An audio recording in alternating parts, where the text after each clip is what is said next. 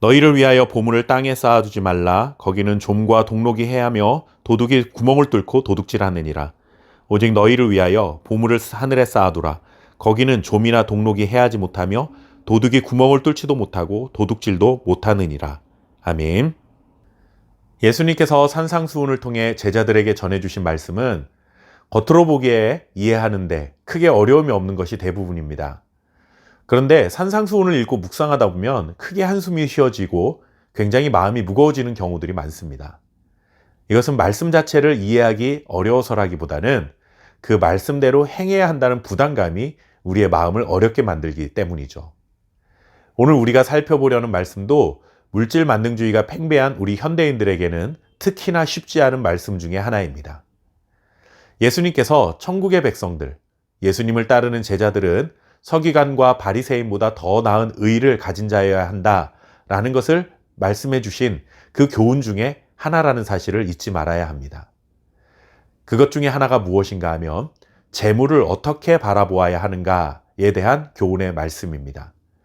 이것을 위해 예수님께서는 두 가지 교훈을 전해주시는데 오늘은 첫 번째 교훈의 말씀을 나누도록 하겠습니다. 제자들이 재물을 가졌을 때 그것을 어떻게 사용해야 하는가에 대한 주님의 가르침입니다. 예수님은 재물을 사용하는 데는 두 가지 방법이 있다 전해주셨습니다. 첫째는 땅 위에 쌓아두는 방법이고 둘째는 하늘에 쌓아두는 방법입니다.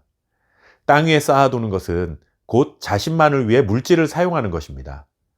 그런데 이것은 좀과 동록이 해할 수도 있고 도둑에 의해서 위협을 받을 수도 있습니다.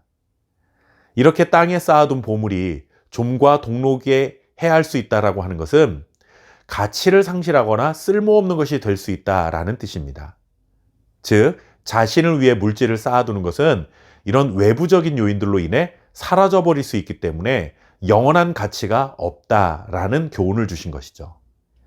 이에 반해 하늘에 쌓아둔 재물은 영원한 가치를 지닐 수 있기 때문에 재물을 하늘에 쌓아두어야 한다. 이것이 주님의 제자들이 해야 할 일이다 말씀해 주셨습니다. 그렇다면 재물을 하늘에 쌓는다 하는 것이 무엇을 의미할까요?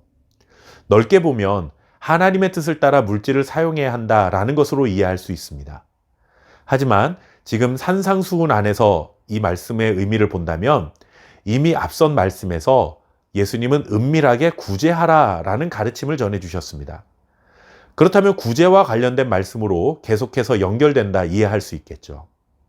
또한 마태복음 19장 21절을 보시면 예수께서 이르시되 내가 온전하고자 할진대 가서 소유를 팔아 가난한 자들에게 주라.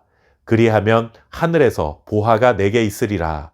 그리고 와서 나를 따르라 하시니 라는 말씀이 나옵니다. 예수님이 영생을 얻고자 하는 부자 청년에게 주신 말씀 중에 하나인데 마태복음 안에서 하늘에 보물을 쌓아둔다라는 것은 곧 어려운 자들을 위해 자신의 재물을 사용하는 것을 의미하는 것으로 이해할 수 있습니다. 천국의 백성들, 예수님의 제자들은 재물이 생겼을 때 하늘에 쌓아두는 삶을 살아야 하는데 하늘에 쌓아둔다는 것은 곧 어려운 이웃들에게 재물을 나누고 살아가는 것이다. 이것이 재물을 대하는 제자들의 태도다라는 것을 주님이 알려주신 것입니다. 그러면서 이 교훈의 마무리는 물질을 대하는 이 태도가 결국 하나님을 주인으로 섬기는 것과 연결되고 있음을 보게 됩니다.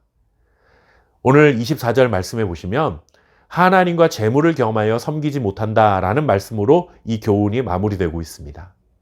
즉 땅에 재물을 쌓아두는 자는 재물을 주인으로 섬기는 자요, 하늘에 재물을 쌓아두는 자는 하나님을 주인으로 섬기는 자라는 것이죠.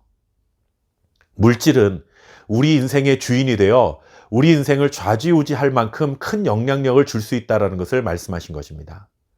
천국의 제자들은 물질과 하나님 가운데 하나님을 선택해야 한다라 말씀해 주셨습니다. 물질을 땅에 쌓아두는 것은 곧 물질을 사랑하는 것이며 또한 물질을 자기 인생의 주인으로 삼고 살아가는 것이기 때문에 하나님을 사랑하고 주인으로 섬길 수 없다는 것을 분명히 알려주셨습니다. 그렇다면 물질을 땅에 쌓아두는 자는 예수님의 제자가 될 수 없고 그 사람은 결국 물질이라는 우상을 숭배하는 자가 되고 마는 것입니다.